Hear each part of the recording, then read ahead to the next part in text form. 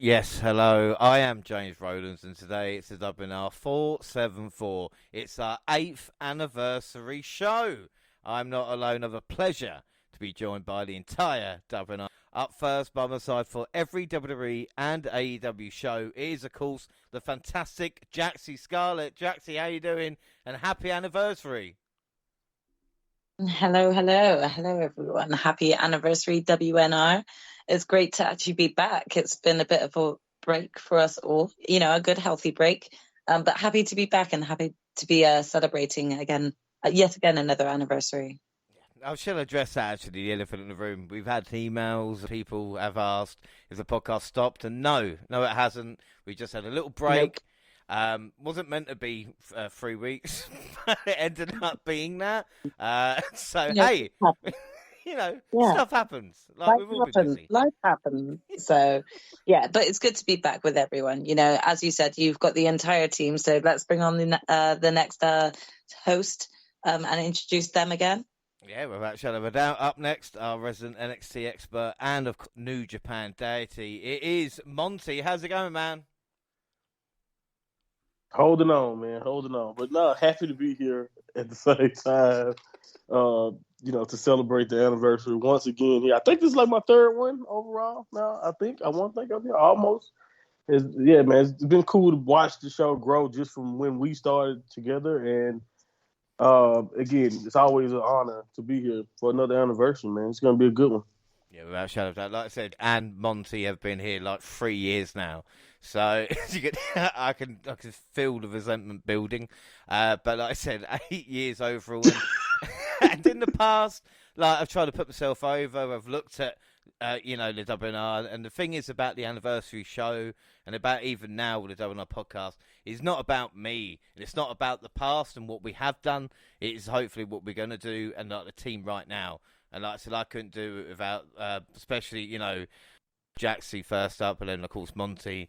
And then the third person I am going to introduce. And it's a funny story how I met her, actually, because in West Philadelphia, born and raised, on a playground where I spent most of my days, I was chilling out, maxing, relaxing, all cool, all shooting some people outside of school, when a couple of guys who were up to no good, they started making trouble in my neighbourhood. I got one little fight. My mum got scared. She said, "You move with your auntie and Uncle Belair." Well, I whistled for a cab, and when it came near, the license plate said fresh, and it had Dyson in there. Anything I could say this cab was fair, but I was like, nah, forget it. Yo, I'm so bad. I pulled up to the house about 7 or 8, and I yelled to the cabby, "Yo, home, smell you later." I looked at the kingdom. I was finally there to set my throne as a Prince of Bel-Air. And then I met Gina. Gina, how's it going?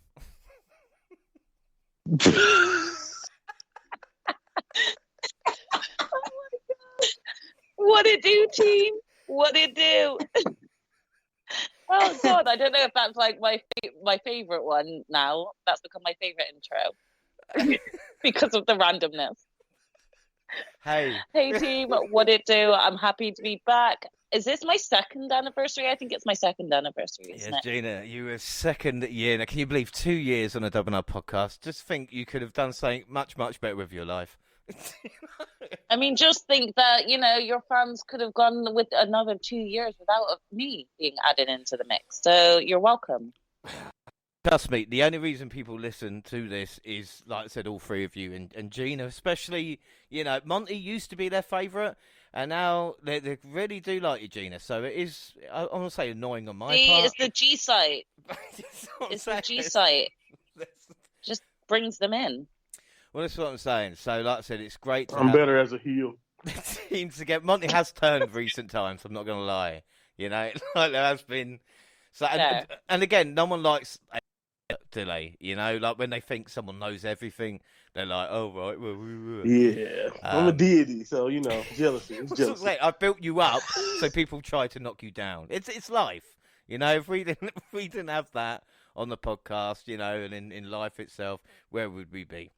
Anyway, so I said the 8th anniversary and everything like that, but we are going to look at Backlash today, but we haven't looked at WWE since WrestleMania, and I'm not going to go through every Raw and because I can't be bothered. So we're going to talk about just certain things. Terrible night after WrestleMania. Gonzalez and Liv beat Damage Control for tag titles. Trish turned on Lynch.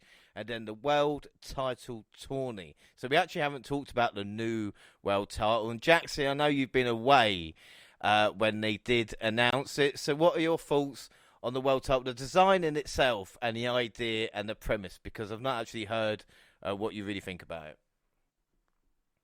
Yeah, I mean, I'm not going to lie. I was really confused. I did get this sort of news ruined for me whilst I was away on holiday. So I had to kind of wait to get back to the UK to then play catch up to a lot of wrestling. I just don't really understand it. So you'll have to explain it to me.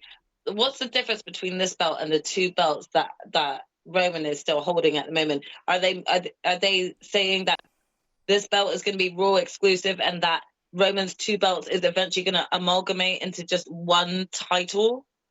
Is that what we're saying?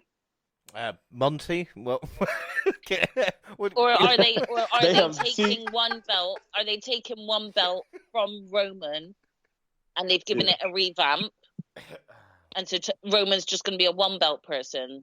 Yeah, but if that was the case, then Roman needs to stop. But that doesn't look like that's the case. Yeah, I don't think that's the case because he's still carrying both belts, and yeah, that's the confusing thing. Like I said, when Triple H proposed this, he even pretty much put over that Roman has been the champion and will continue to be the WWE Universal Champion. So they have not been clear about if they're going to merge those belts or do anything. I would hope that they're going to make an actual just new design for the WWE, Universal thing, but maybe they won't. Maybe they'll just keep carrying it around. But right now it's really confusing with three belts. But they're trying to convince us that they're equal. It's very much confusing still to even kind of talking being up to date in wrestling and just, seeing the tournament go through. I just kind of still don't understand the premise behind it. But I mean, hey, it's WWE. They tend to do what they like. I'm sure the belt design have changed a couple of times as well. I'm sure that like the WWE on it, unless it's a lie. Or I'm sure I've seen this belt before. Well, have they not just updated an old design? Maybe right. That's what they tried to do. They tried to make it look like Big Goldie, but also have the big logo that the WWE title had. But at the same time, it kind of looks like Gunther's Intercontinental title too. So it's in a way, part of me was like, did they just regurgitate a belt and just grab one off the shelf, or quick grab that one? That one looks the most regal, and then just I don't know, is it one that they've already have, or have they just updated the design because the design felt very familiar? It does have a very similar design to the Intercontinental. I know what you mean by that. So yeah, we'll see kind of the premise of how things are going to go. I mean, I'm sure that we'll discuss the upcoming tournament or the current tournament that's being held for it as well. So we'll dive deeper into the discussion of this belt. But in terms of understanding the premise of this belt, I don't think any of us understand, and I don't think we're going to for a while. So. Well, we're going to talk more about the draft because we had that as well on the Night of Champions podcast and get into that. But I do want to say, because Monty, we do NXT Update, they fucked us big time. Why take the champions? Yo, they just said, screw you're women's champions. We want them both. We want all of it.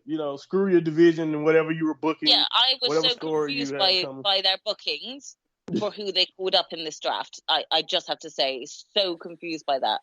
Why have certain people win at one of?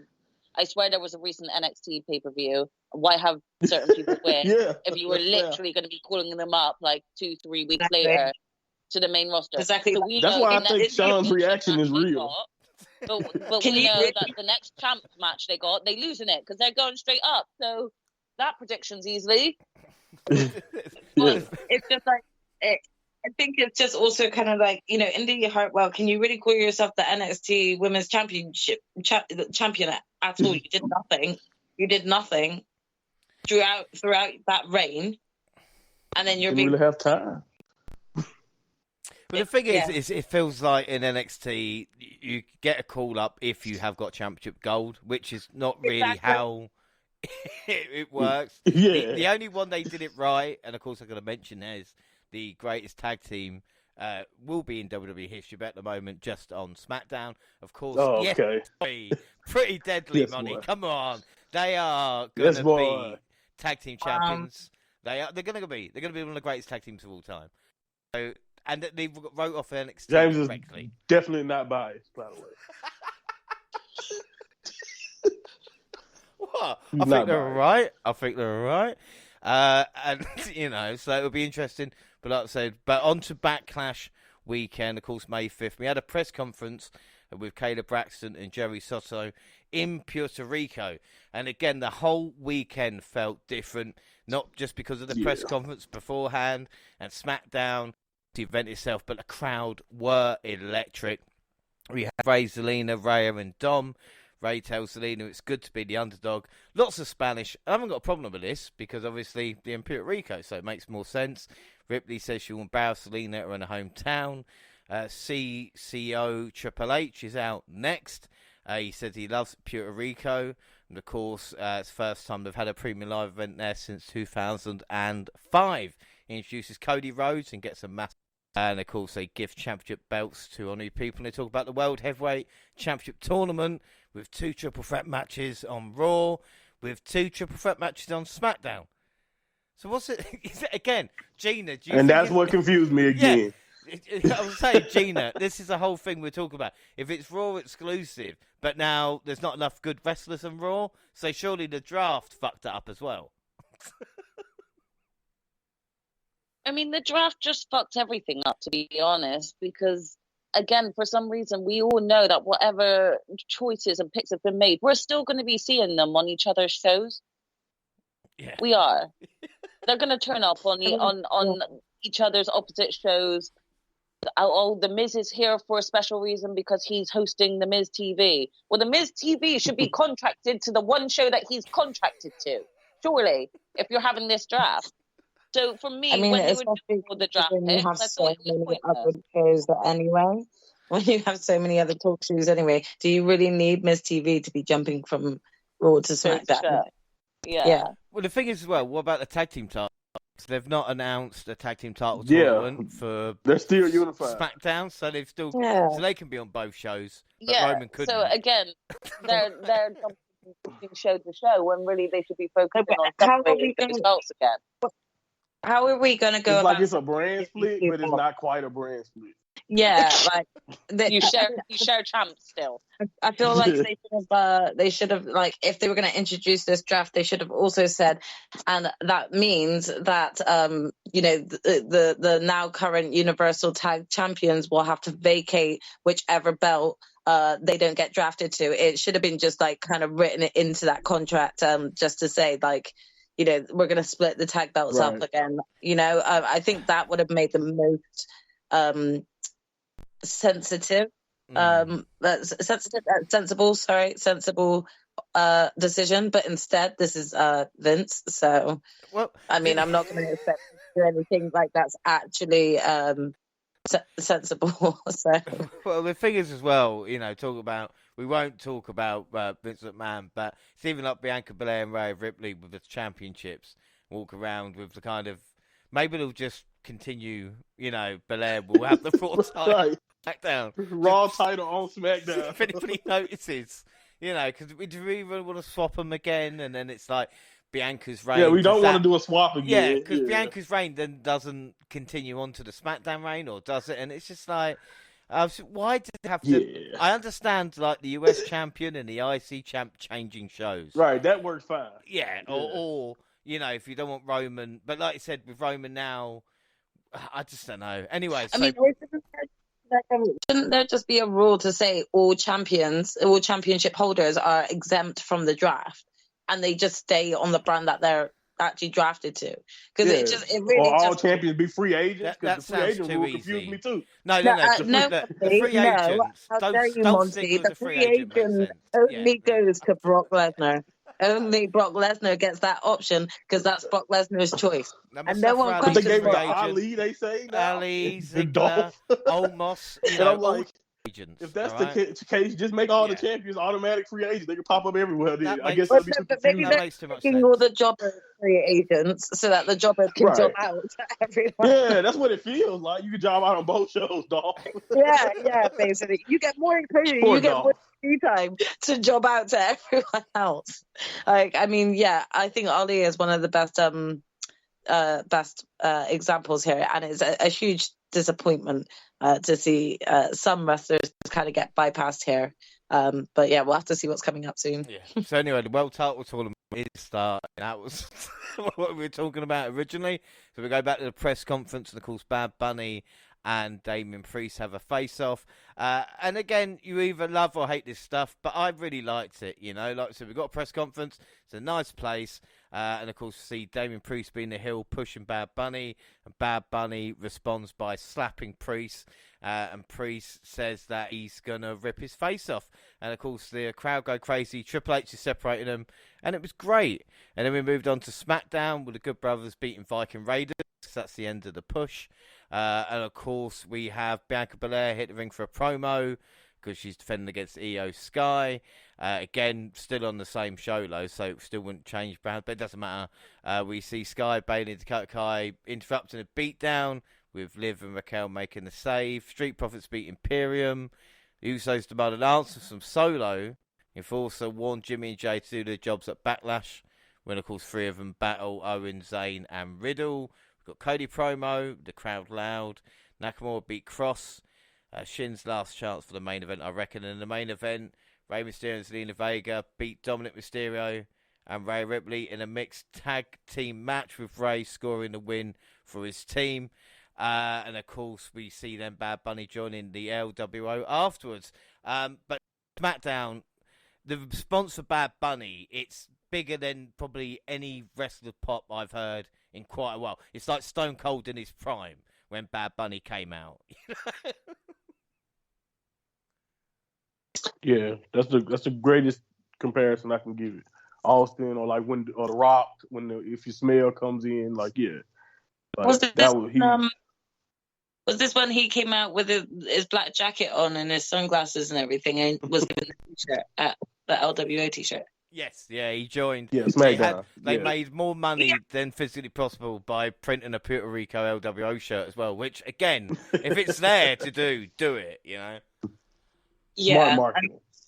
It was the biggest pop ever, but damn did he take his time getting to the ring. Like, my man's still getting beat up in the ring, and you're there walking there, you know? It was a weird little entrance as well, with SmackDown and, of course, with Backlash, where it felt like, I was going, are they coming back from the side entrance, but they weren't. Monty, what did you think of the setup?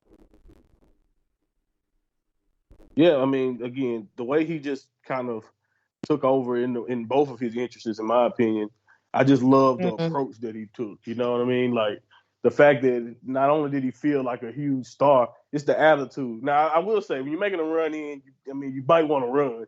Like, Natalya did something similar to that, too, where she was just walking, strutting her stuff while the person she's trying to save is still getting attacked. So that always looks weird. But Benito, the way they did his entrance, man, he looks like the biggest global, music star in the world. Like, that's what he felt like. Definitely. And you got to admit, they chose the best song to sort of represent him in wrestling. Like, not only is it about a wrestler being Booker T, but the beat is so sick. The beat for Booker T is so sick. You can't deny that. No one who would listen to that beat wouldn't just recognize who it is straight away.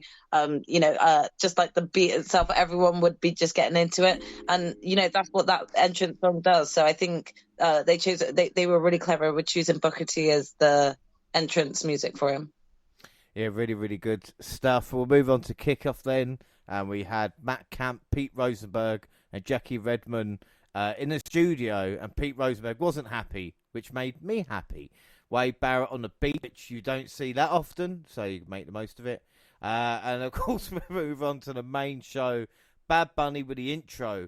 And again, the drone shot coming into the arena, an entrance way, a bit like SmackDown, small and narrow, but still, Monty, there's something about seeing a sold-out arena and just hearing, the crowd, like you said, were enough to put this show kind of over in a weird way. You didn't need all the bells and whistles.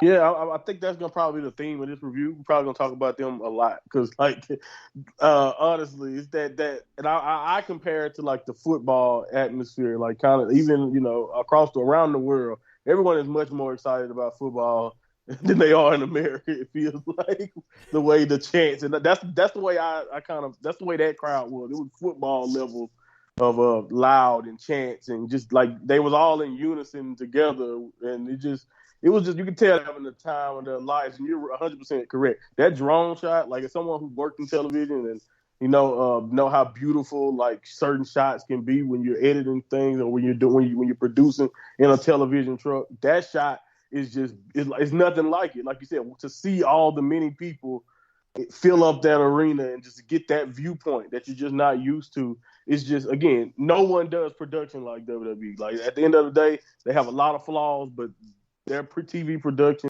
other than a lot of the jump cut editing that they do sometimes, other than that, they knock it out of the park. Yeah, no, like I said, really, really good stuff. And then we started with the Raw or SmackDown Women's title. Take your pick. Like, I don't really mind. Bianca Belair versus Io Sky. And I will say, Io is so cool. And it feels like a lifetime ago that I was saying that weekly. But to see Io with this entrance and the way she was in this match, it was like, yeah. And both got great reactions from the crowd as well. Things started off competitive, but it's quickly turned into the EST of WWE, showing her power by repeatedly body slamming her opponent. The Genius of Sky was all alone this time, but she still managed to make a comeback. She began to focus on the left arm of the champion as chants of "Let's go Io" echoed from the crowd. The longer the match went, the more the WWE Universe began to turn against the EST. Every time she got some offense, the entire arena would begin to boo. You could see the look of excitement on Sky's face. When Belair realised what was going on, she ran playing into it. Sky locked in a crossface submission. The fans erupted as the champ struggled to escape. And the crowd turned the challenger into the babyface in less than 10 minutes. Ended up making the match so much more entertaining. Bayley and Dakota Kai came down and tried to help provide a distraction and offer support, but Belair was able to hit the KOD to score the win. I mean, Jaxie, how good was this? We moan, but how much time it was given, and it started the show with a bang. Yeah. You know what? I said the exact same thing to Gina when watching this. I said, I really appreciate the amount of time that's been given to this match. You really got a chance to see Io shine. I was pretty shocked to hear how much booing Bianca actually received throughout the match. I mean, I wasn't expecting either woman to be heavily booed throughout the match, just because both of them are just great. They're also kind of like pitching this question of whether or not Io is going to eventually leave Damage Control. So, there's that aspect there. But I did not realize Io was as popular in San Juan. So it was really nice to hear the cheers for Io, because I think she's very underrated for what she can do, especially for those that haven't seen her in NXT. But I was a little bit, disheartened to hear the loud level of boos that Bianca got. I was just a bit like, well, it's a little unnecessary to go this over the top in heckling Bianca. I don't think any of us kind of think that anything would come from this, or there is any real actual hate towards Bianca. I don't think that at all. But I do think it slightly took away from the match a little bit with the amount of boos that actually were kind of going on throughout certain moments of the match. The match itself, though, was incredible. Both women just really know how to work with one another, and it was just like really like nerve-wracking to see who was going to kind of get that final pinfall. Yeah, I think without that, and like I said, as they would say, any reaction is better than no reaction, and I think with Bianca and Io, this kind of, for me, made the match feel even better. I do want to shout out Samantha Irvin quickly, the ring announcer. I don't mention her at all.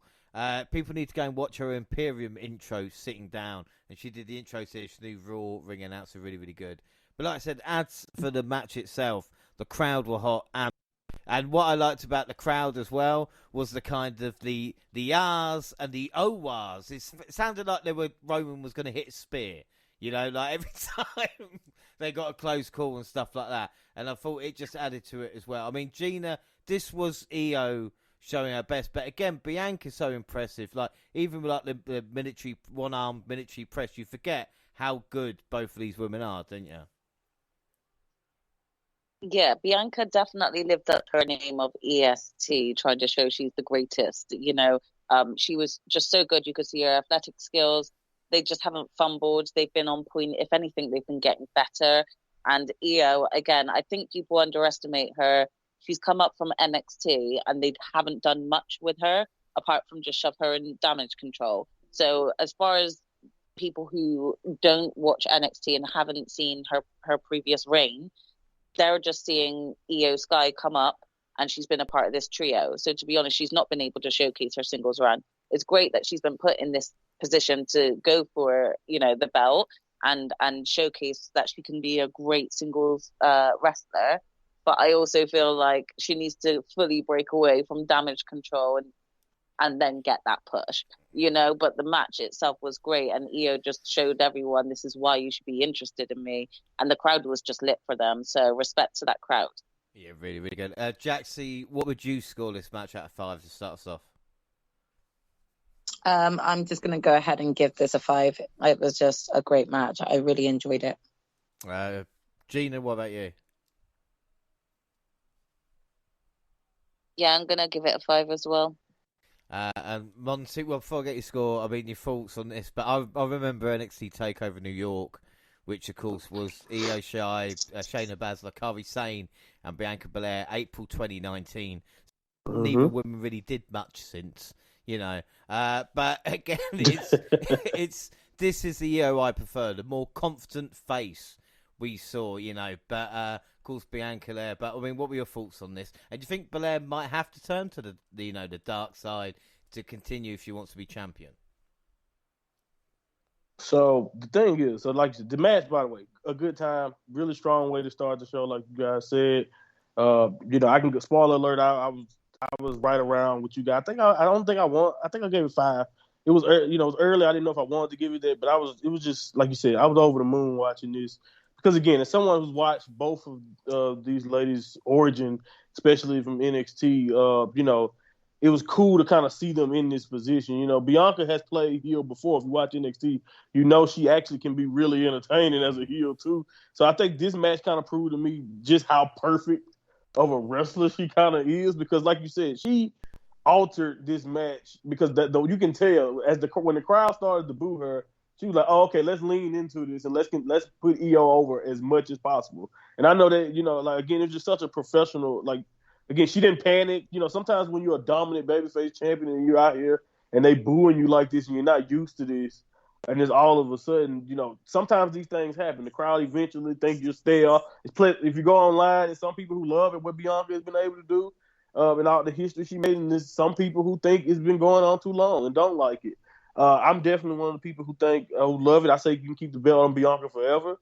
And this is just one of them situations where it kind of proves. I think eventually, if they are going to keep this run going, then yes, she definitely will have to turn heel because you've done the angle of Bianca, overcoming pretty much almost everyone except like a Rhea Ripley, if you see what I'm saying at this point. So, you will have to do a different angle at some point. Now you can watch a cocky, a more arrogant Bianca because she's the EST. Because that's always been the greatest thing about the EST. It can be a self-motivating thing like it is now as a babyface, or it can be very, very arrogant that she's saying she's the greatest and she's all of this already. So again, I think Bianca can kill it no matter what role they give her. And I think, like you said, if you want to keep this run going, she will eventually have to do it. But I don't necessarily think that means it has to be anytime soon.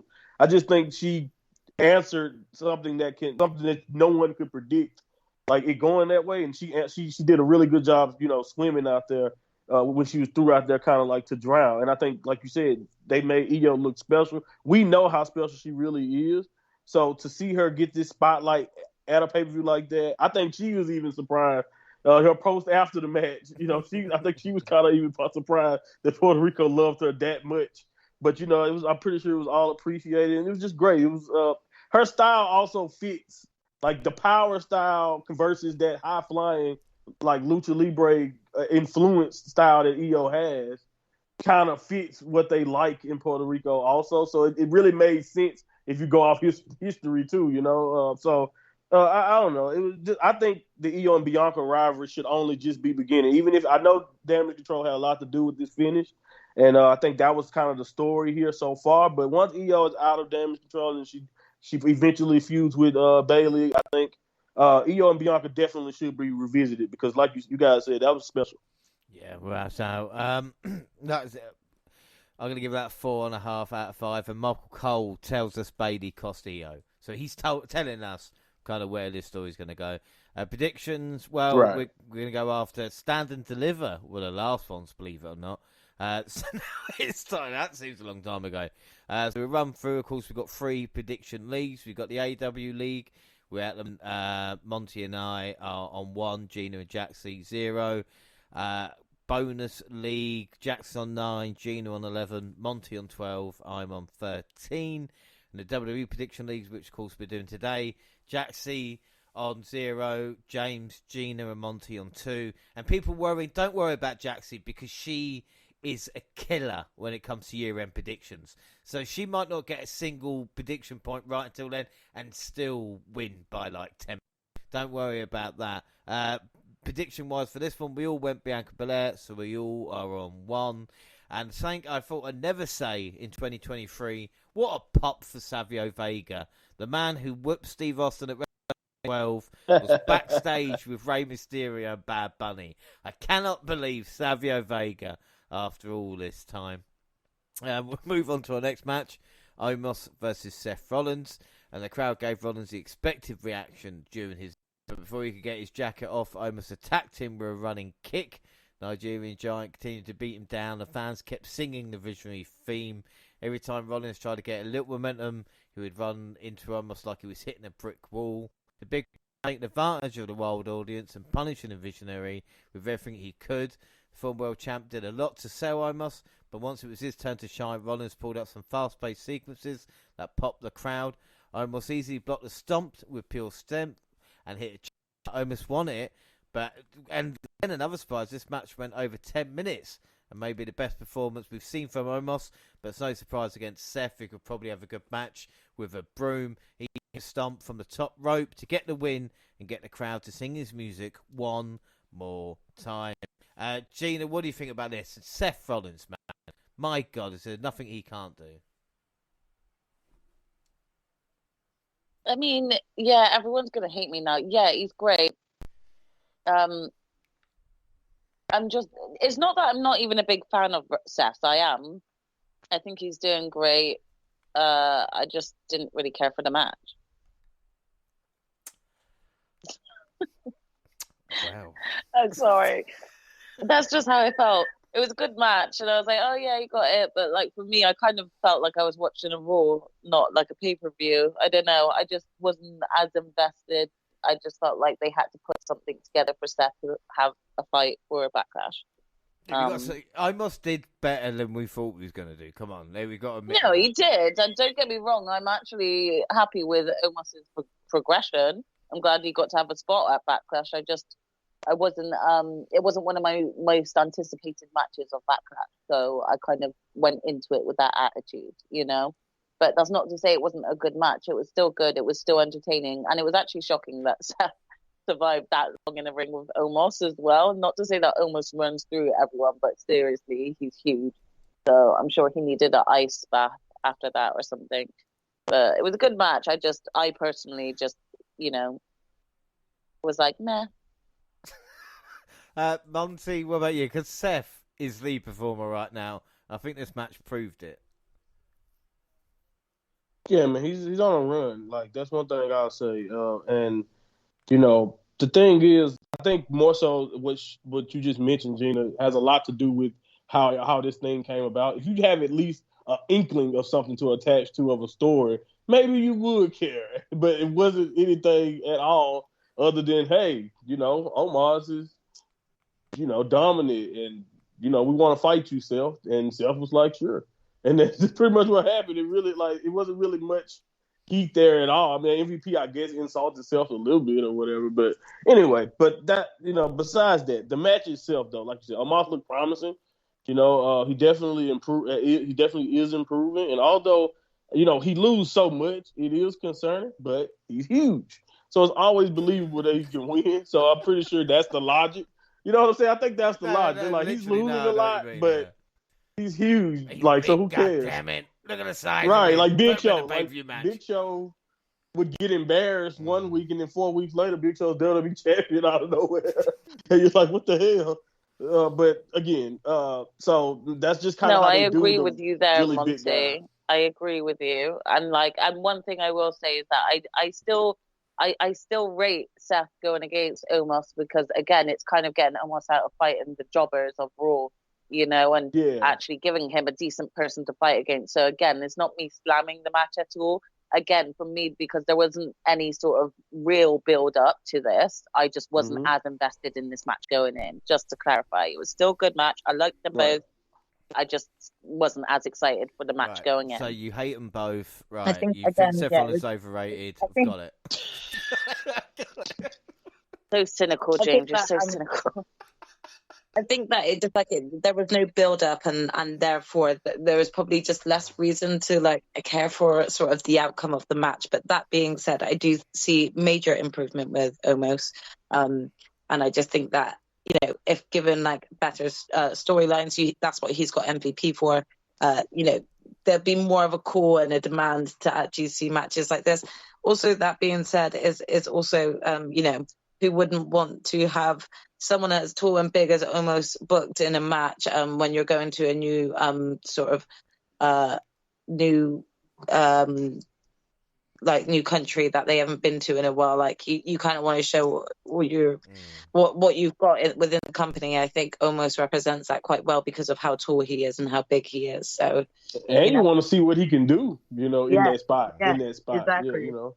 Add a little bit more time to his matches. Put him in there with people like Seth. Put him in there with people like Brock Lesnar. See what you can get out of him. So I understand that, and I thought both guys in the end win here. Yeah, I would say Omos, and again, it's like a better worker than Great Khali. I give him tall men that we've. I don't know, man. Young Khali was jumping in the ring, man. Look, young Big Show used to do moonsaults, but he used to shovel the burgers in his mouth as well, didn't he? So we're both lost. I could bring in Giant Gonzalez, but I've not. I've been saying at least he's better than Giant Gonzalez. We can all agree. Right, so scores. So Gina, what are you going to score the Omos Rollins match out of 5? 3. Monty. 3 3/4. They worked hard. Jaxie. I gave it a 3.5. I'm going to give it a 4 because, it's Omos, and it shouldn't have been the as whole good as spectrum there. I like that. Yeah. Predictions: we all went Seth, so we are all 2-0. And then the US title triple threat match: Austin Theory, Bobby Lashley. Bobby looked like a bad man with his entrance. There's something about Bobby's entrance that just hits me different, and I don't know what it is. I might have to explore that later on in life. As the United States Championship match though got underway, all 3 men started off hot. After a few minutes, Theory and Reed formed a tenuous alliance because that's what heels do in triple threat matches. All right, there's a couple of things that happen in triple threat matches. The heels team up and then get on each other, and then one man gets thrown out for a little while, so you can always have like a one-on-one match. It's fine. The heels dominate most of the action. Of course, one of them decides to turn on each other. Reed was getting a lot of positive reactions from the crowd and kind of swiped away. He didn't like that. But when Theory stopped him from hitting his top rope splash, there was audible jeers. Lashley still had support the crowd, but it felt like Reed may have been preferred competitor by those in attendance. As expected, though, A-Town stole the win, but you can see a potential for the Reed victory. Again, Monty, what are your thoughts on this? Because it's nice, apart from Bobby, obviously, Austin, Theory, and Bronson Reed in NXT, of course, have now made the main roster jump. And, Theory in himself is sitting there, but Reed is finally getting that chance to shine. Yeah, that's probably my biggest highlight, is just seeing Bronson finally, get a chance to show what makes him so special. I think recently in this time, even though they haven't done as much overall since he's been back. I think slowly but surely they're trying to build him up, and at least he was like, I think I only ended up going like 6-7, felt like 7 minutes, I think. So, and that's not enough time to really build suspense, especially when I think all of us attained anyway. So it ended up being a good triple threat, but it wasn't really a true moment to me. Even with Reed getting support and looking good, or Bobby's moments, I didn't really think they were going to win at any point. But it was decent. But I actually kind of was disappointed because I think it could have been better. Well, I said I was shocked how, like you said, short it was. But I think, like I said, just your comment I think you made before about this kind of being a glorified house show, and it kind of made me look at it differently as we went into it, if you know what I mean. So, obviously, right, that's true. The champs aren't there to kind of lose, but this could have done a little bit more. But then again, if it was going to take away from the opening match, I'm quite happy with this. But again, Jaxie's, like we're talking about, this is the match that maybe should have been on Raw and given other matches on the card a little bit of space, you know? Yeah, I mean, I have to agree with a lot of what Monty has actually said. So in terms of just like the caliber of the match, to be honest, in my opinion, I feel like the main sort of standout in terms of the whole match itself was Bobby and Bronson. I kind of wanted to like more of the focus to be on them, and that wasn't to do with the title belt, but just to see two powerful men go at it. So yeah, it just didn't, because there was like a lack of a build up, and it just kind of felt a little bit odd because Bronson was working for Austin Theory, but now getting a chance at the belt. I didn't really see this going any other way, but as you said, it kind of felt very much like a house show. I appreciate seeing Bobby, and like you said, his entrance just made him look like an absolute beast, and it was great to see.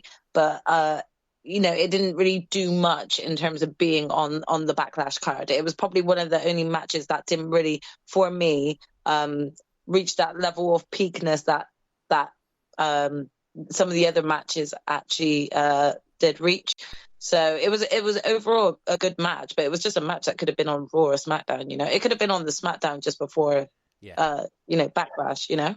So I would agree with that. Monty, what would you score this out of 5? Sorry. Oh yeah, I think I'm gonna just go at like 3.5. Like you said, the result that was expected, we got that. But 3.5 is probably the best I can give it. Yeah, Jaxie, what about you? Yeah, I gave this a 3.5 as well. It did what it needed to do, but I didn't really see any major changes happening. So, and Gina, what are you gonna score? What are your thoughts?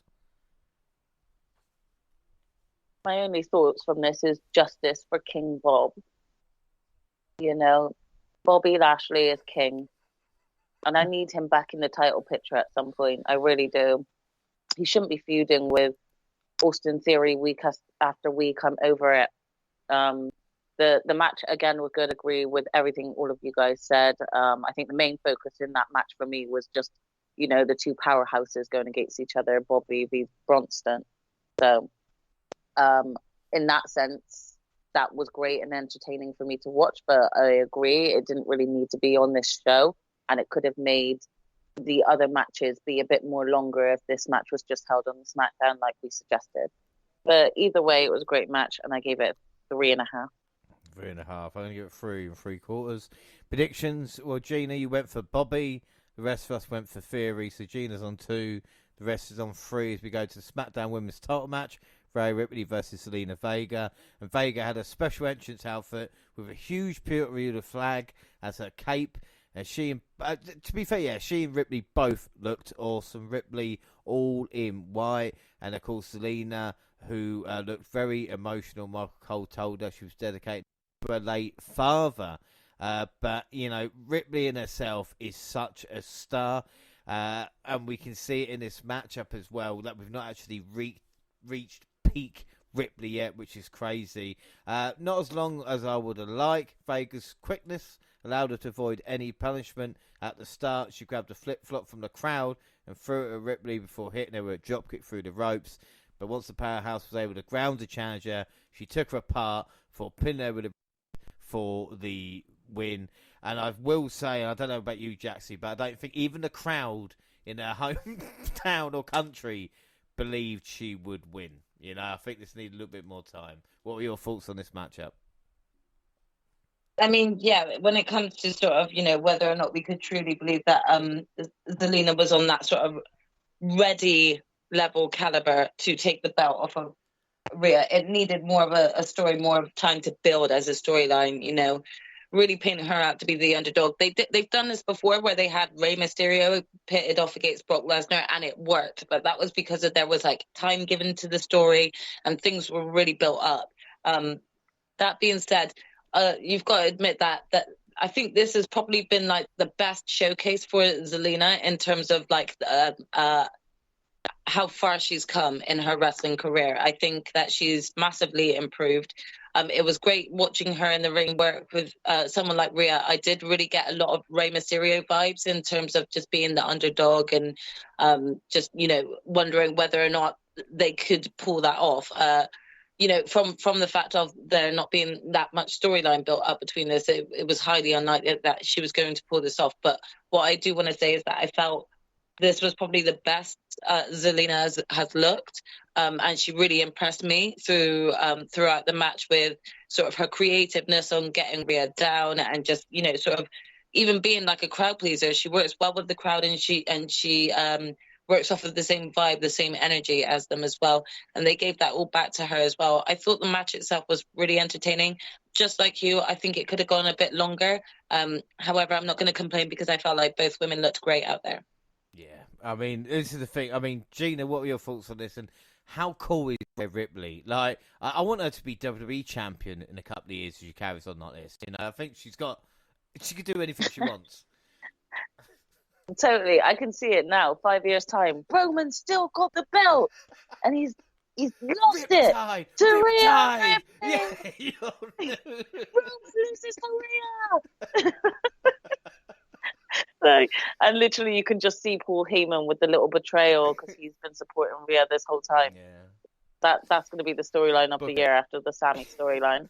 No, definitely, I agree again with all of both of you guys' thoughts on this match. I thought the match could have gone longer for sure, but I still enjoyed it. I was really happy for Zelina because I knew how much this meant to her. I mean, I was watching Zelina on Twitch because she's a gamer as well and she goes on Twitch. So I was watching her Twitch page and she was talking about how much it meant to her to fight in her home country and be in one of the main title pictures as well. So I kind of felt a little bit of Zelina's emotions going into this, but I also, it sounds so bad to say, but I was also Team Rhea because I was like, this ain't the end of Rhea's reign. Rhea's definitely going on a rampage, so it's not going to be the end of it. I didn't believe Zelina was going to win it, unfortunately, but I still thought Zelina's going to give her as good as she can. So yeah, it was a great match and I was really, really happy with it. But Queen Rhea all the way, man. She's just a boss. She really, really is. Jaxie, what would you score this match out of 5? I gave this a 4 3/4. I thought it was really good. I also want to give a shout out to sort of Rhea's outfit on that night because she had Dom Dom written on her bum. And she had tweeted out about it, the picture, and Buddy Murphy actually responded saying, he might be on your ass, but I'm the one who gets to touch it. And I was like, oh, that was brilliant. That's good stuff, that is. Gina, what about you out of 5?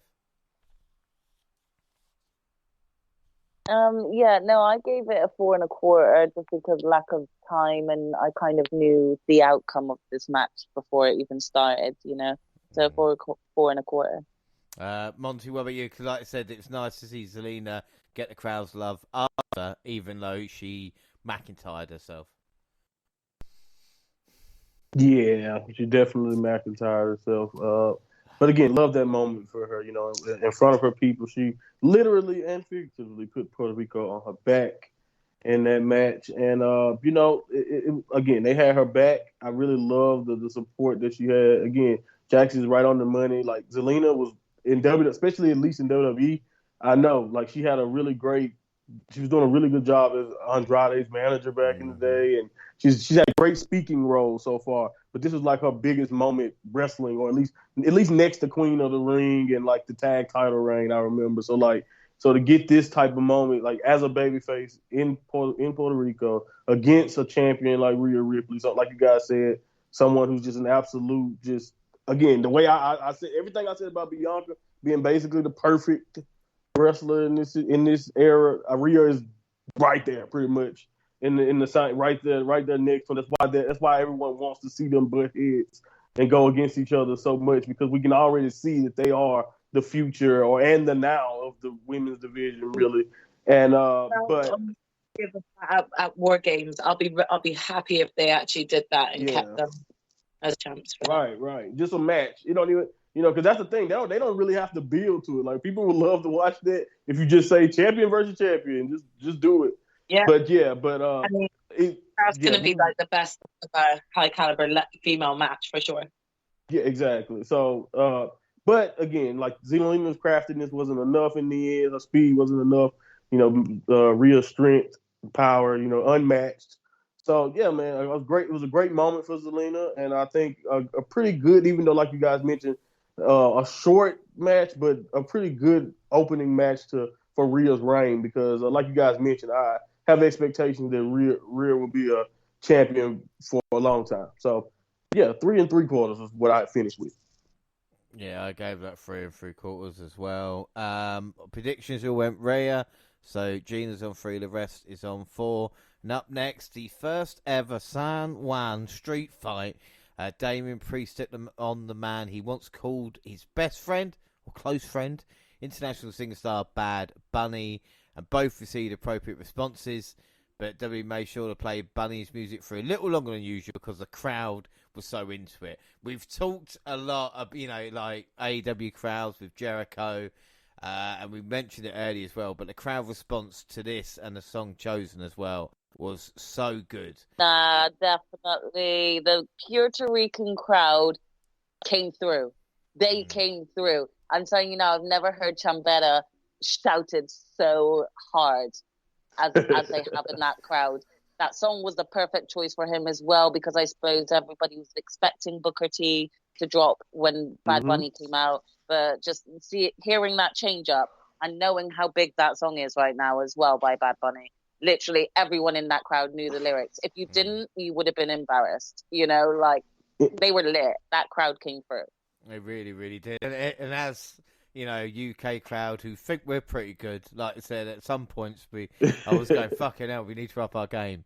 Like, I bring fireworks to Money in the Bank. No, any WWE fan who was not a Bad Bunny fan before, I guarantee you the next day was listening to his music. I guarantee you. That is true as well. Anyway, so we get the Arch of Infamy shoving Bad Bunny to the corner to prove he was stronger, but the musician quickly showed he wasn't there to joke around.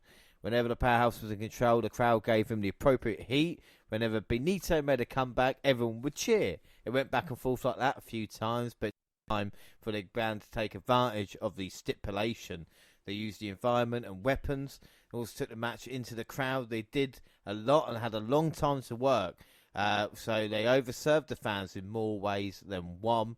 Dominic Mysterio and Finn came out to interfere before Rey Mysterio ran down to make the save.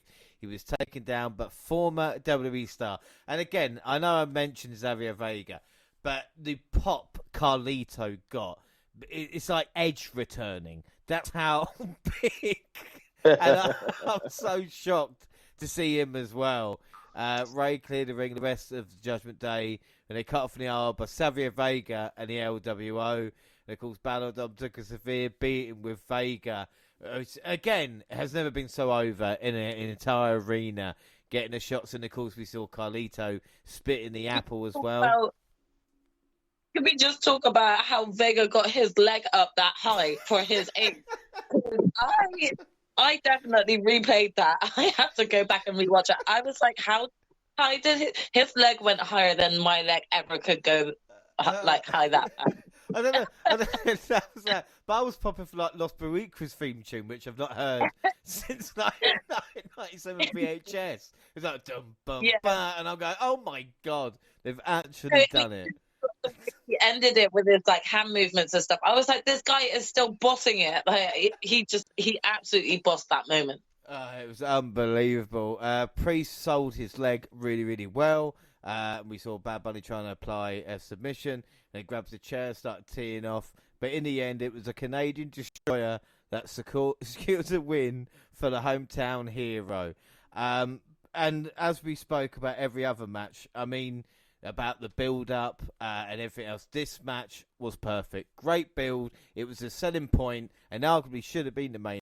And they delivered. I cannot believe I'm saying it. After all the celebrity involvement, Bad Bunny is incredible and came off like the biggest star in the world. Gina, what are your thoughts on this? This was incredible. Yeah, this match was lit. It was so good, and it's not that I wasn't expecting it, but I thought, oh, they've gone with a street match because it's probably easier to sort of showcase, lack of a lot of wrestling skills from Bad Bunny maybe, so that's why it would have been easier. But to be honest, I got respect for Bad Bunny going into this because he had just as much, damage done to him. He could have hurt himself during this entire match, and they both just went hard. And I truly believed everything that they were both selling from the match. I thought Damien was a perfect person for him to work with because they're so close that you could tell they had that trust for each other to, go as hard as they did against each other. And I was totally amped for this match. I was super into it, and I didn't really think I would be. If you think about me this time last year, I don't think I was as big a fan of Damian Priest. I just wasn't really that interested. And then now I'm just, really looking forward to seeing him and the Judgment Day. So they definitely have pushed their characters so well. Well, I think so. Again, respect to Bad Bunny. Well, that's what I'm saying. But with Priest, this was the most Roman Reigns Priest has been. I know there's always going to be but he was the acting in this, the way he was kind of trash talking as well. He hit boss mode for this. He really. It's a shame he's 3 years older than Roman, but still, who cares? Yeah. And even with Priest, Michael Cole mentioned it was Priest was wearing the same outfit he wore for WrestleMania, teaming with Bunny. So like I said, everything was interconnected. It just paid off. Oh, those little callbacks are so cool. Yeah. Really, really good stuff. I mean, Monty, for a non-professional wrestler to perform at this level, and the show was booked around him to come through, he's got to be the best celebrity involved, one of the best celebrities just ever to appear in wrestling. It's never. Yeah, no, it's tough. You're gonna have to convince me on who's next to him at this point. Because it's not only just the star power that he brings or the way that crowd react. Just think about what you just said. We talked about, we've had Logan Paul, we've had all the celebrities over the years, the Drew Carey's, everyone else, Pete Rose, all the people who've been involved in WWE, and I'm probably missing plenty of Snoop Dogg. I'm missing plenty of them, but it's been a lot of celebrities over the years. I can go back to Mr. T at this point. Yeah. But yeah. But that's what you have to go back to. Snooki from the Jersey Shore. Don't forget Snooki. Bob Barker. Right. It's so many people, right? So many people. But yeah, that's my point. So but the thing is, they never no one that I know of ever had entire show built. Like you said, Lawrence Taylor, I remember, a football player for the New York Giants over here in America.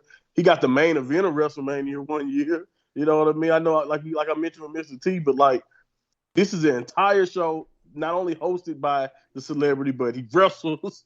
He's the biggest baby face on the show. And you said arguably earlier, James. I'm not arguing. It should have been the main event. Honestly, I was drained. I didn't really care about anything else after this. I didn't care. I promise you. No, I didn't care about it. I love Cody and Brock, and we're going to talk about it. But I didn't really care about it as much as I cared about this because this just took the cake.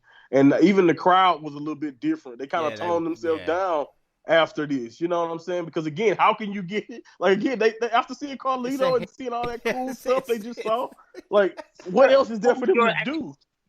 Yeah. All your energy used up during that match. Like, you just made a bunch of Puerto Rican people's wrestling dreams come true, and then you want them to care about this non-title tag match, and and now in a non-title Cody and Brock. It's like, I'm sorry, but anyway, can I just say one thing about Bad Bunny, right?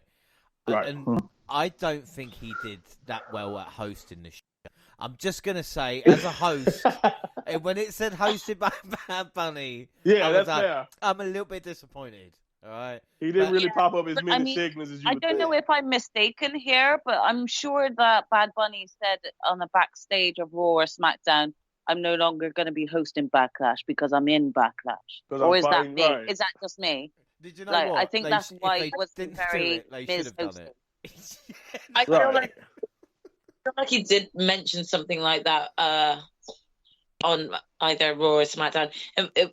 He definitely did bring something up about like not being able to host if he's in a match or something. So maybe he did just mention it, but it was just really like this at the end, this called Backlash, but this is like the equivalent though of like NWO Sold Out, because this was all about Bad Bunny, the show, and like being there. It was all like has never been.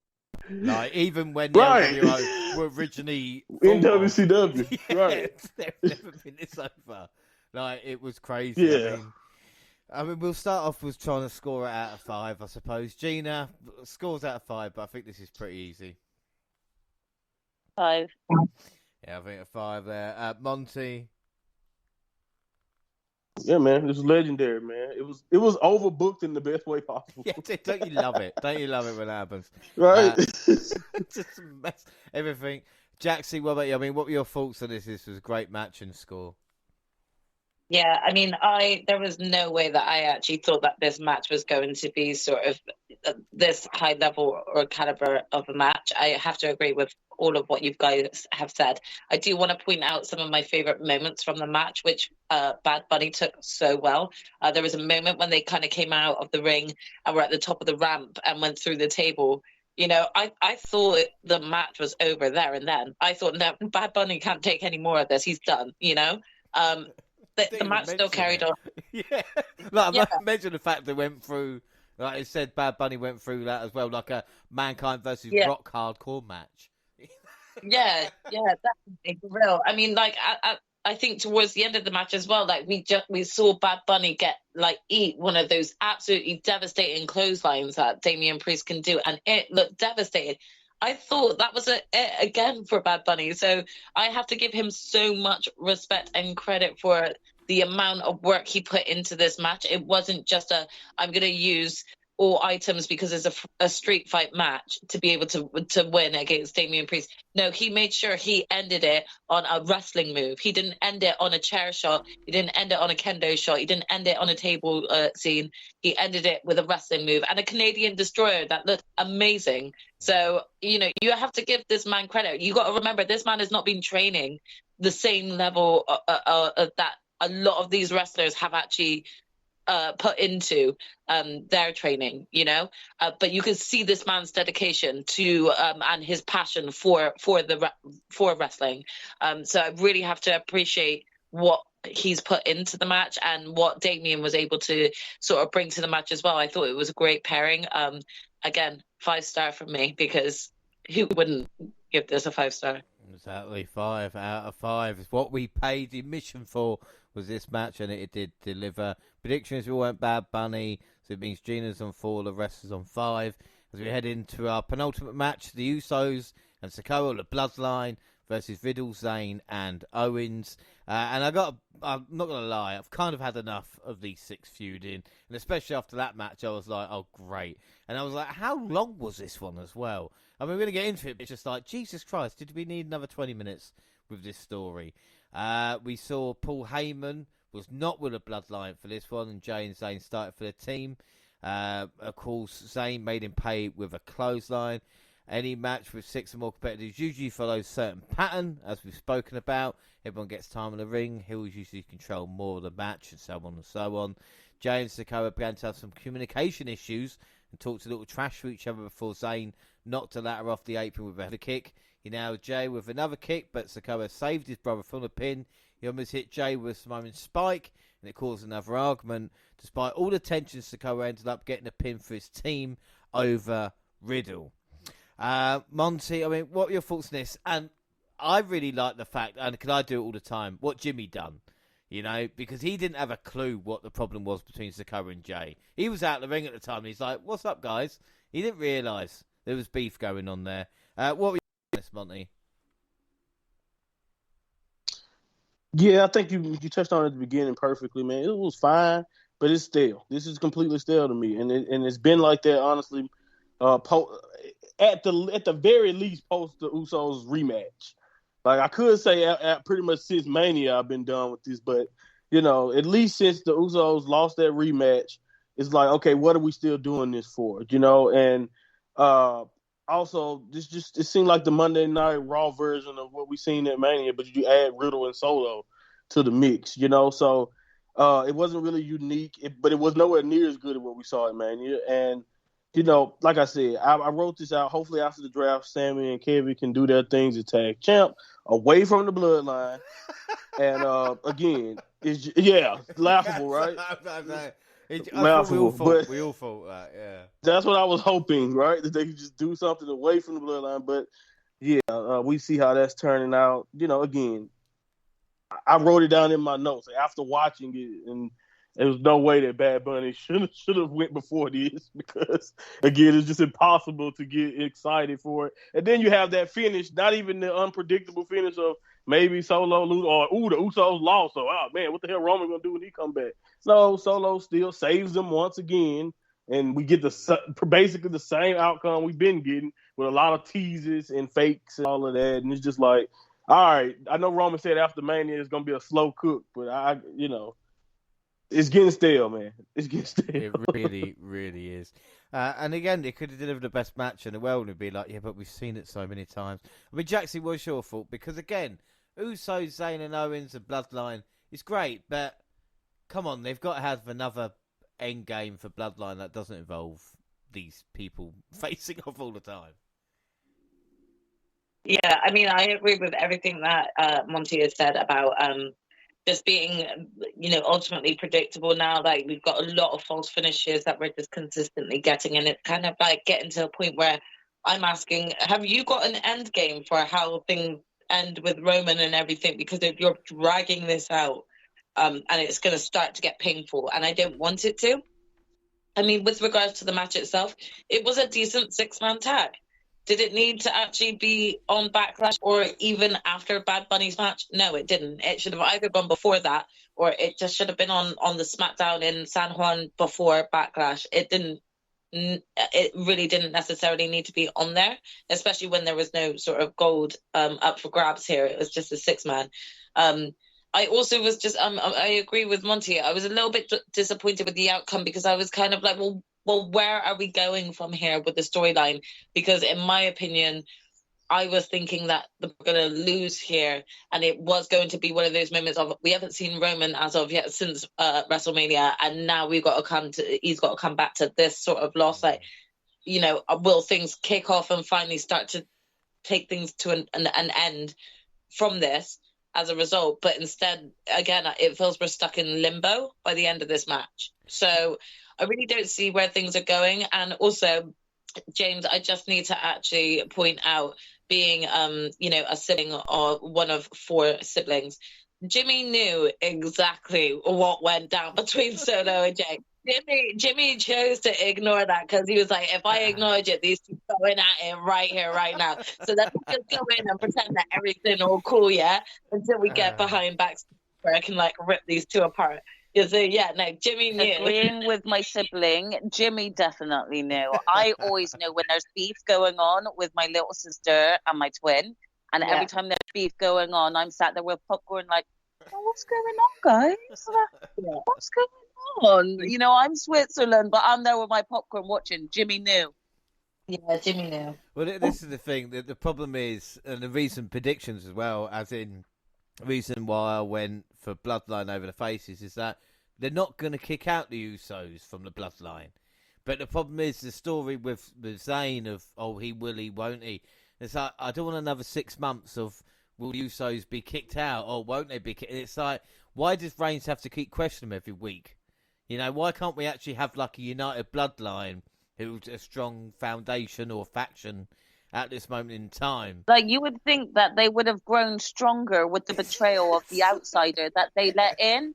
You would think that. And again, part of me wants to be a bit angry at Solo because, no offense to my cousins, I love you all a bit, cousins.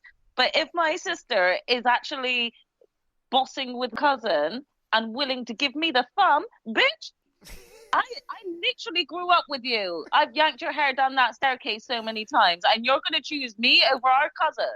Like, literally, I don't know where Solo you think you're going, you know? It's hilarious just to see this dynamic. And I actually, again, would have assumed that the bloodline would have actually grown stronger to be united after being betrayed by this outsider. But no, Reigns just can't have it, can he? So too paranoid. 2 scores out of 5 then. Monty, what would you score this out of 5? Let's see. I don't know what I put. I think. Oh, okay, yeah. It was still a good. Like, you just talk about wrestling. I still wanted to give it like almost 4, so I gave it like 3.9. I think 3 and 9, 3 and 9. Yeah, something like that. Jaxie, what about you out of 5? Yeah, like I said, I still thought it was a pretty decent 6-man tag, you know. It just really had no real legit context as to why it was being on Backlash. But I still gave it 3 3/4. Yeah, Gina, what about you?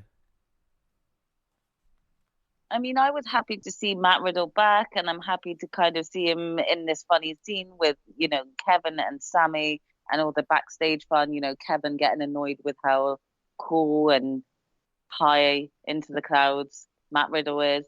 That was is fun to watch. So I did give it a 4, but I also was a little bit like, okay, can we get over this feud now? We need to move on from, like, the title story needs to move on. So please, can it move on? Yeah, and we need Riddle and RVD as a team, and to miss every title opportunity because they're backstage smoking. Just every match they're late for and stuff like that. Just build it up.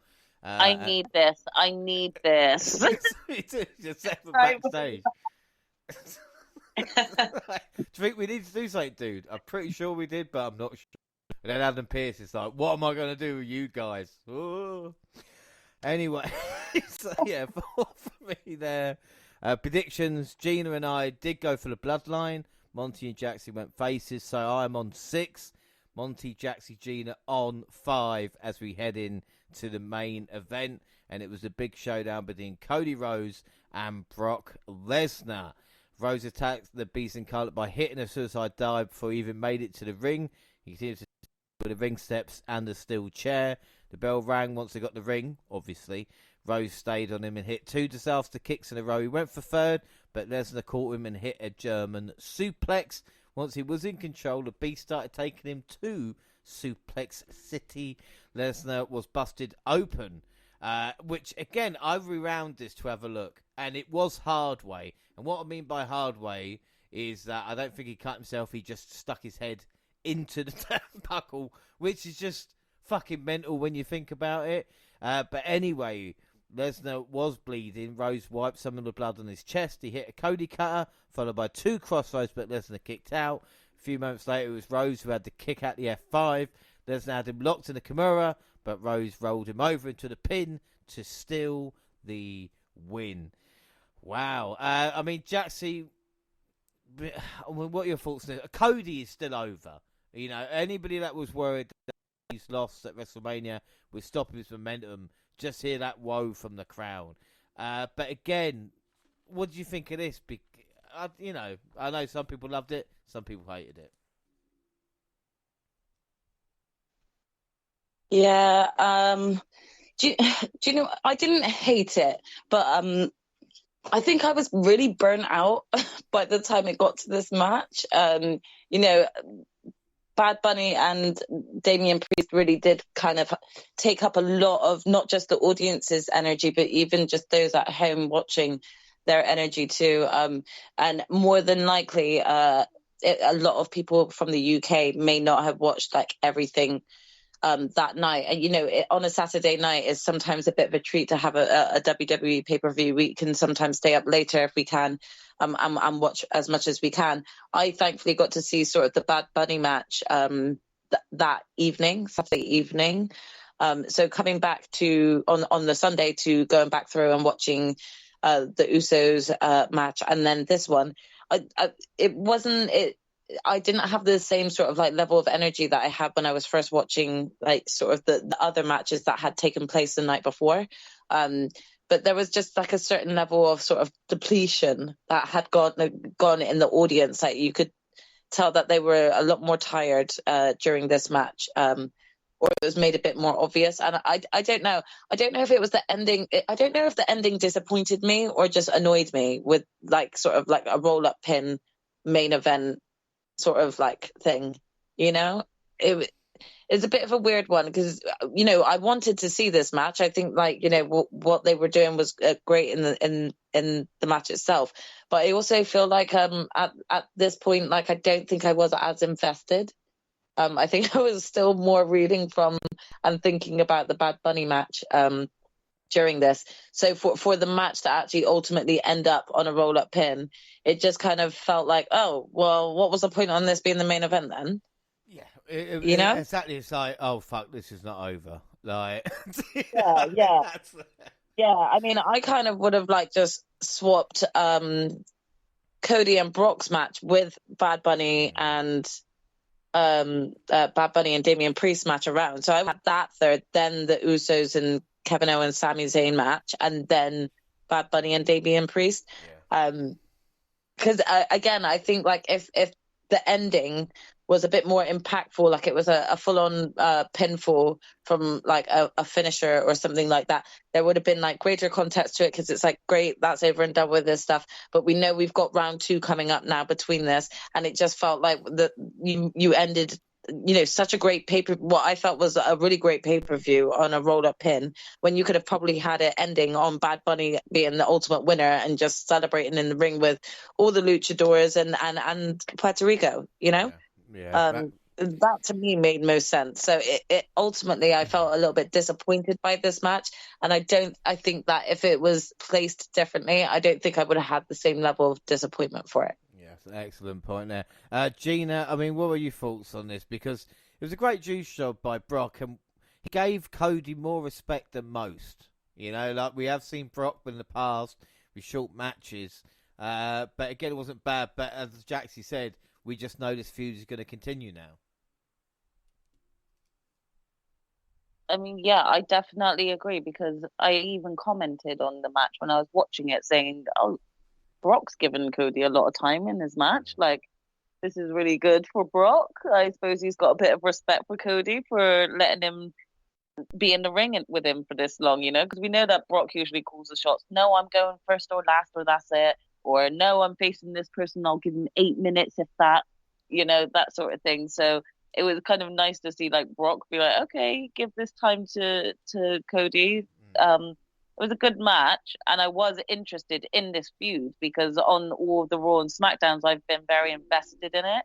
But again, I think I have to agree with you guys. After the hype of Bad Bunny and Damian Priest, they should have done it the other way around, and it should have ended with Bad Bunny and Damian Priest, because I kind of felt deflated watching this match. And I didn't want to be. It was still a good match, so there wasn't anything for me to feel deflated about, but I just think that the hype was all surrounding this Bad Bunny match, and that should have been the main event. That it would have made 1,000% more sense to do that way. So, yeah. Aside from the fact that it was placed probably wrong in the card and the ending, I think like both of the wrestlers deserve better than just a roll-up pin. Aside from that, it was a good match. I just don't think I was as invested because I was still thinking about the Damian Priest match. Yeah, I'd agree with that. Right, so scores out of 5 then. Jaxie, start us off. What would you score the main event out of 5?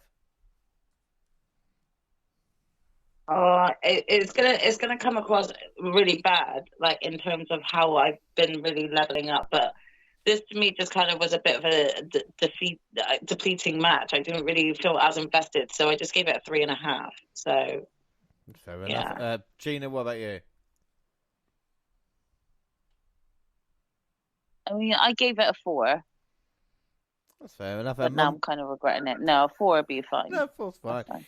Monty, what about you? What were your thoughts on this main event? 'Cause like I said, it's maybe fell a little bit flat in the end. Yeah, those are my exact words about that finish. And it just like we've talked about it. You know, I don't want to make a moot point, but Bad Bunny again. Just again, you could just feel the effect of that match, even on this. You know, this match was short, but like you said, not a squash. But at the same time, I don't think Cody came away from it looking like a definitive or like $1,000,000, like maybe you would hope. But at the same time, a roll-up finish like that, or like the finish, even though I didn't really like it, it fell flat to me. It, like you said, James, it sends the message that this is nowhere near, over like you would expect. Even with at this point, I don't know if it was already announced, but like didn't we already know Cody would be in the triple threats at this point? I think I don't know, but anyway, I don't know if it was announced or not. Yeah. Because I think they announced on Saturday. Yeah, I think they announced it Saturday, but I could be wrong. I don't know if he announced who was in it. I don't know when they announced the triple threat matches. Yeah, so yeah, that's fair. Anyway, that's not the point. The point I was making about it is just that even when you have that, when you have a finish like that, it's just again, and then it's in the main event. Like you mentioned, deflating, Jackson. When you have a finish or something like that, when you had such a definitive, feel good moment earlier that could have finished it, and then you compare it to that right there, it's like they kind of they kind of messed that Tyson Fury out to sing a song, shouldn't he? Yeah, Tyson Fury. Right. Savio and Bad Bunny should have came out. Yeah, Savio, Bad Bunny, Carlito should have just came back out and sung up. Puerto Rican pie. Right. Should have just grabbed the mic and started performing Booker T or something. Just finish it like that. Yeah, Los Bucas. Right. Anything, but yeah, I thought it was at least a little better than the Bloodline Riddle tag. So since I gave that 3.9, I ended up on 4 too. So 4 stars. Yeah. So prediction wise, we all went Cody apart from Gina. So the final scores for Backlash: Gina on 5, Monty Jaxie on 6, and me with 7 out of 7, a perfect score. But I don't like to go on. So I'm just so gutted. Literally, I could smell the big-headedness swelling right now from James. Yeah, inflating. One off. I'm a little bit bitter. I'm not going to lie, because it was really hard to choose between the Bloodline and Kevin Owens and that. I really thought we were going to go with the sort of like the Usos are in real trouble sort of way. And it let me down. That storyline let me down, and that let my score down. And one day, James, one day I will actually beat you. One day.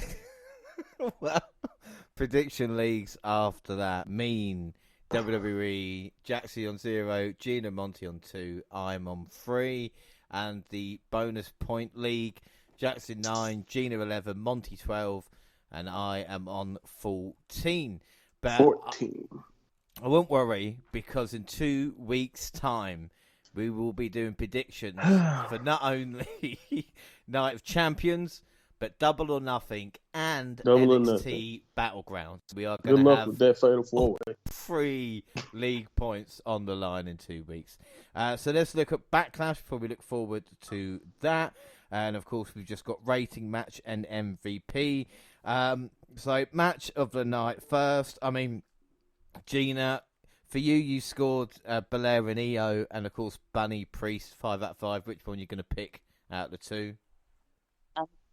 I love my women, and I do. I got so much respect for them all, but I'm giving this one to Bad Bunny and Damian Priest. Yeah. Monty, what about you? Yeah, same answer. You gotta go with Benito. And Jaxie the same. Yeah, of course, definitely got to go with that match. Okay, again, another easy question for me. MVP. Who hasn't gone Bad Bunny? Shall we say? I don't know. Let's check. Jaxie, who's your MVP?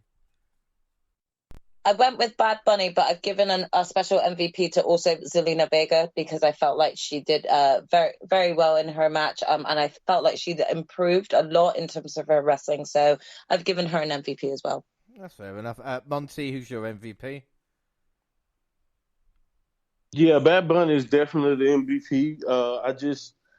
I would have put I would include EO, but it's like I already know she was this good, so yeah, I'm gonna give it to Benito. And Gina, is Benito your MVP? Yeah, I mean, I couldn't decide out of either, so I put both Damian Priest and Bad Bunny. So yeah. Do you know, I still stick with them both because I think Damien did a really good performance and keeping him safe. Yeah. We forget how well did there. I agree. Yeah, that's a great point. Yeah, that's what I went for. So, and everybody, we will start. Monty, with you, out of 10, what was your rating for Backlash? I think a solid 8 probably would be where I lie. Most of it, I think you can kind of tell with how the predictions went. It kind of booked every match except the Bloodlines match was booked like a house show, pretty much. So it was a good time, and that's the thing about those shows at a special place. Maybe if I want to bring the crowd into it, I can creep up to an 8.5, something like that, because the crowd by itself probably deserves some credit just for, like, again, they made some pretty solid to basic matches even better, if you know what I mean. So yeah, that crowd, like, again, they literally had us, people who from America, saying WWE should do more premium live events out of the country. Like, at this point, just do them all out of the country. Like, it was people saying that. So that's how great that crowd was. So yeah, man. I'm gonna stick with 8 though, because as much as I'll come back for the Bad Bunny moment. It'll be special. Other than that, in the opening match for me, I don't know what else I would really need to revisit. Gina, what's your score out of 10? I think there was like 1 or 2 matches that I wasn't the biggest fan of on the card, so I gave it an 8. Fine. And Jaxie, what about you rate Backlash? I mean, I actually kind of really enjoyed Backlash. I think this may be one of the best Backlash pay-per-views we've ever had. So I ultimately gave it an 8.5 overall. But I do agree there were a couple of matches that really didn't need to be on there. No, but like you said, the crowd made a difference, didn't it? And this is what made, like you said, with Backlash being the event after WrestleMania, but because of the Bad Bunny, because of where it's set in, it made it feel a bit more special. I mean, could this event be skipped? Yes, like you see, you can watch clips from the Bunny and Priest, and there was nothing else really considering. But again, would we be upset if this became a tradition for Backlash being Puerto Rico? That's just been talked about. I wouldn't mind at all. Definitely. I mean, I think that would be quite a good idea. That they've got a great crowd over in Puerto Rico, and it, like you said, it really did also help add to the event itself. Yeah, without shadow of doubt. So I'm going to give it 8.5. So overall, Backlash wasn't a bad show. So that's basically it. We're going to catch up with Raw and SmackDown and the World Title Tournament on our Night of Champions show. That will be in 2 weeks' time, and we'll have a look at AEW and everything like that. But finally, before we go, I haven't actually mentioned this, I don't think, to Jaxie and Gina, but I will now. I forgot to say, we are all in. I didn't mention it, but we are actually going to Wembley. I got the tickets. Hey, we're going to All In, everybody. Well done. Oh, yes. Oh, my gosh, James. We need to come up with a plan of action because we will lose Gina to Ricky Starks. We need a cameraman. We just got to keep an extra eye on her. Maybe put a leash on her during Ricky Starks' match, something like that. Otherwise, I'll already be backstage. Yeah, she's gone, Jaxie. All right, she's gone. You just have to pretend Gina never existed. You've already lost me. I'm already camping. Looking forward to you guys turning into one of those dots out of the 70,000 or however many dots. You know I'm going to be a lot of people. Did you see us? Did you see that little dot? The white dot. Monty, to be fair, we probably will attempt another face call again when we get there. So do be prepared. Okay, all right. That's so exciting. Yay, another trip out for the WNR team. Minus Monty, which is always sad, but we will eventually get there one day. All of us will be at a show together, and that will be exciting. Yeah. Like I said, anybody worried that the WNR podcast is stopping? Not anytime soon. They can try to, they can try, but will not be successful. So that is it. Don't forget, we're across all social media, Twitter at the WNR Podcast. I'm at the WNR JR. You can find the entire WNR team on a Twitter banner. Monty, plug your stuff. Where can people find and listen to you? At Mind Monty Pod on Twitter. You can go to Mind and Monty on YouTube. Check out my latest stuff. Kind of on hiatus right now because the baby can come at any time, so you don't want to be sitting down podcasting and then someone's water break, and now the whole shit. That might be the greatest podcast ever. The more I think about it, maybe of all time, the greatest. Update. Never mind. Maybe I need to start back. But anyway, halfway through. Oh, by the way, just gotta go. I will catch up with you guys in a bit. Baby Monty's on the way. Just have like a right. So, but yeah, check us out when you get a shot. We'll be back uploading hopefully this summer. So, yeah. Bear with us all. New parents, so bear with me. New parents. Jaxie, where can people find you? I'm on both Instagram and Twitter at Jaxie Scarlett. And finally, Gina. Find me on the same at Purple Pain. We're WNR also on YouTube, and with all latest clips and podcasts at the same time on YouTube. Do SoundCloud on your phone. Also, Spotify and iTunes, where you can download, subscribe, rate, and review there. So that is it. Like I said, next episode, the team is back in 2 weeks' time. We're going to have predictions for Night of Champions, Double or Nothing, and NXT Battleground. I will bring you Impact in the next 10 days. I'm going to get 2 weeks. All right? As for NXT update, as you've just heard from Monty there, things at the moment, I'm not sure. We'll probably plan it for next week. We'll figure it out. But we'll see what happens. What we know is all of us will be back together as a group in 2 weeks' time. But until then, I've been James Rowlands, and I was joined by the fantastic Jaxie Scarlett. Thank you for joining me, Jaxie. I don't know how many WWE events you've done now, but it must be like 30, 35, maybe more. I think one a month for 3 years. I can't do math. But I mean, I'm scared back of James, so it's been fun as always, and I look forward to catching up with everyone in 2 weeks. Of course, and the mind of Monty. Monty, I know you've got a lot going on, so I appreciate any time that you can spare the team and the podcast. No problem. I want to say this also. 8 years ago, I was 19. So there you go. Fuck you. You've been doing this a long time. You've been doing this a long time, my guy. Do you know what? I started this pod when I was about that age. You know that. It was crazy. It's been a long time. And, of course, the genius of Gina. I know you've only been here 2 compared to the 3, but as you know, you're the fans' favourite. That makes me feel so special. But no, I think we're all the favourites apart from James. So I'm appreciative, though. Fuck you. Oh, sorry. That's it. God, this cough's going around here, isn't it? Oh, my God. Well, I better go. Your head is keeping you enough company. I think the nicest person on the pod has been Jaxie, and that's never happened. So we have made WNR podcast history today, everybody. Yeah. Round of applause. Yeah. Woo. Well, thanks for listening, everybody, and bye.